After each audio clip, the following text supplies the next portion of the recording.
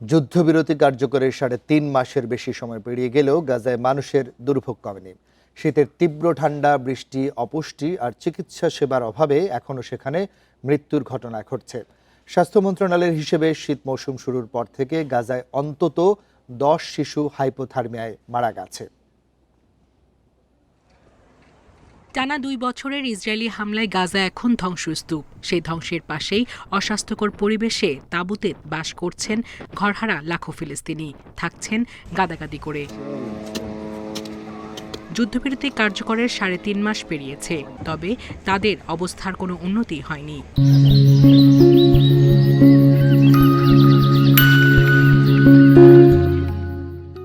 বরং আবর্জনা, দূষণ আর রোগের সঙ্গে লড়াই করে টিকে থাকতে হচ্ছে প্রতিদিন।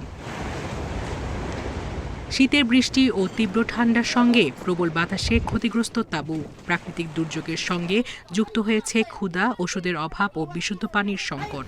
ফলে অসুস্থ হচ্ছে মানুষ, দ্রুত ছড়িয়ে পড়ছে রোগ। স্থানীয়রা জানান, তাঁবুর পাশে বর্জ্যের স্তূপে পরিবেশ দূষিত হচ্ছে, দুর্গন্ধে শ্বাস নেওয়াই কষ্টকর। এ কারণে মাসে একাধিকবার পেটের পীড়াজনিত রোগে আক্রান্ত হচ্ছেন ফিলিস্তিনিরা। বিশেষজ্ঞদের মতে গাজার স্বাস্থ্য ব্যবস্থা পুরোপুরি ভেঙে পড়েছে। ভাইরাস এবং ব্যাকটেরিয়ার এমন সংক্রমণ আগে কখনো হয়নি। হাসপাতালে চর্ম ও শ্বাসকষ্টের রোগীর চাপে হিমশিম খাচ্ছেন চিকিৎসকরা। সবচেয়ে বেশি ঝুঁকিতে শিশু ও বয়স্করা। মিউনিসিপ্যালিটি কর্তৃপক্ষ বলছে, গাজায় এখন প্রায় 7 লাখ টন বর্জ্য জমে আছে, যার প্রায় অর্ধেকই গাজা সিটিতে।